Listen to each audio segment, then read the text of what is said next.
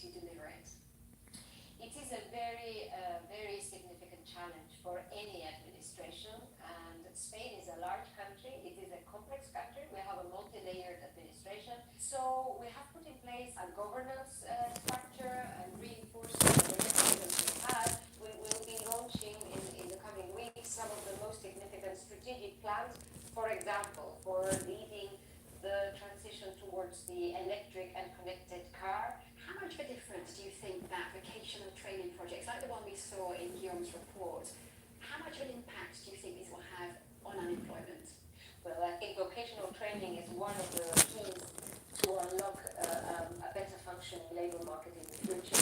Our unemployment rate has dropped to 13.3, and this gives us a good basis that, together with the structural reforms, notably the labour market reform and the lifelong learning, that can allow Spain to finally tackle some of the assets that have been dragging growth and prosperity for decades. Many thanks indeed for being with us on Red Economy. Many thanks to you. It's been a pleasure.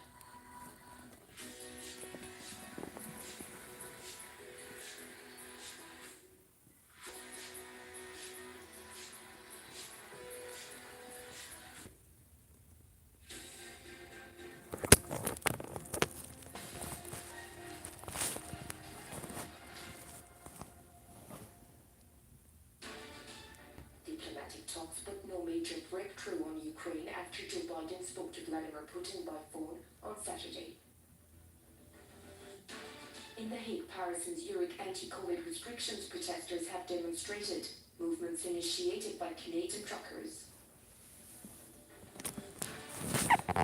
Anti-COVID restriction demonstrations continue in Canada as more people join the so-called Freedom Convoys. The Super Bowl is fast approaching and the Los Angeles Rams are getting ready to face the Cincinnati Bengals.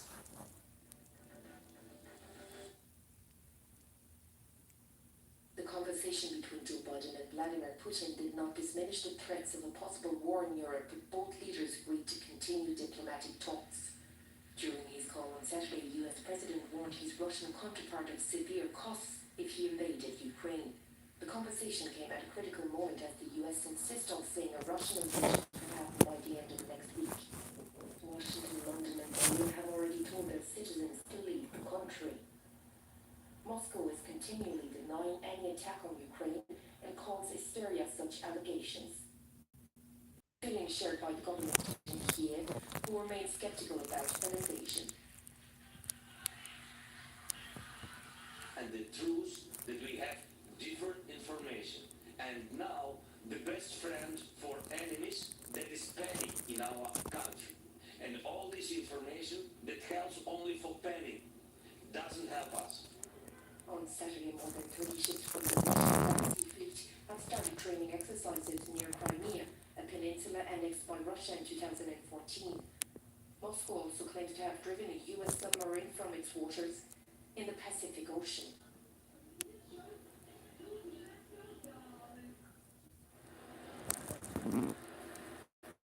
Against COVID restrictions took place Saturday across Europe. In The Hague, several hundred of vehicles blocked the city centre and stayed around the seat of the Dutch government. Demonstrators left early in the afternoon after police warned them they would be fined and arrested if they continued. In Paris, police fired tear gas at a handful of people on the Champs-Élysées Avenue. At least 500 vehicles attempted to enter the capital at key arteries but were intercepted by police. Several protesters were arrested and knives, hammers and petrol cans were seized in a central square in southern Paris.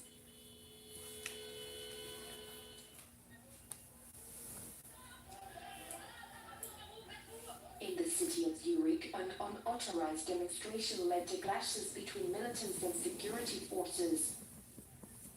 Some participants tried to break through police barricades. Swiss police used tear gas, water cannons and rubber bullets to disperse the crowd.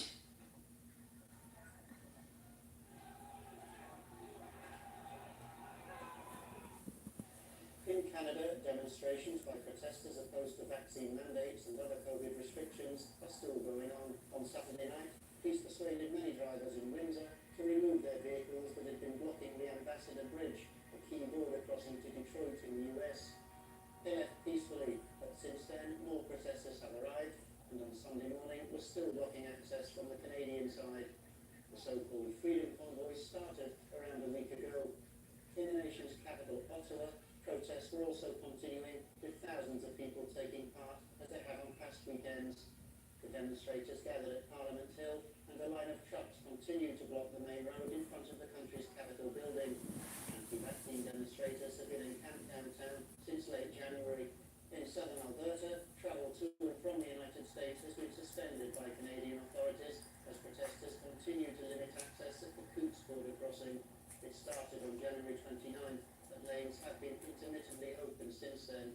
And in the east, around 500 protesters gathered in downtown Toronto to show their support to the truckers and to protest the COVID-19 restrictions imposed by the Canadian government.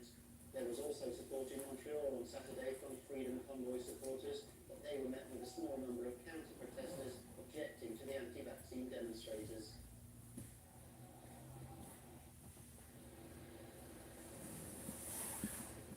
The UK Prime Minister is still under pressure to resign over allegations of illegal parties in Downing Street during COVID, what the so-called Partygate affair.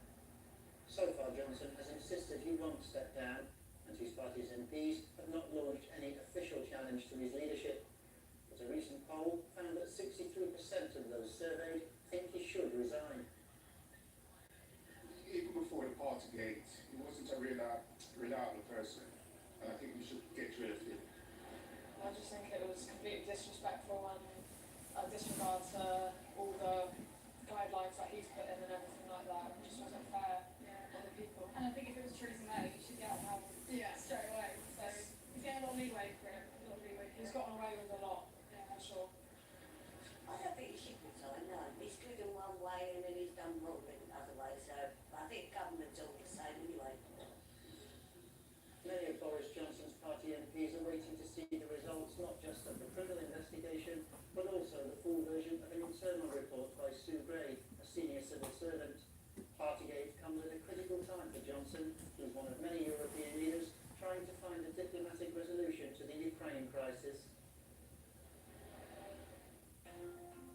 Protests have taken place in Afghanistan against giving over €3 billion of Afghan money to the American families of 9/11 victims. The group of demonstrators condemned US President Joe Biden's order to free up the Afghan assets held in the US, saying it belongs to them. They also called for financial compensation for the thousands of Afghans killed during the last 20 years of war in the country.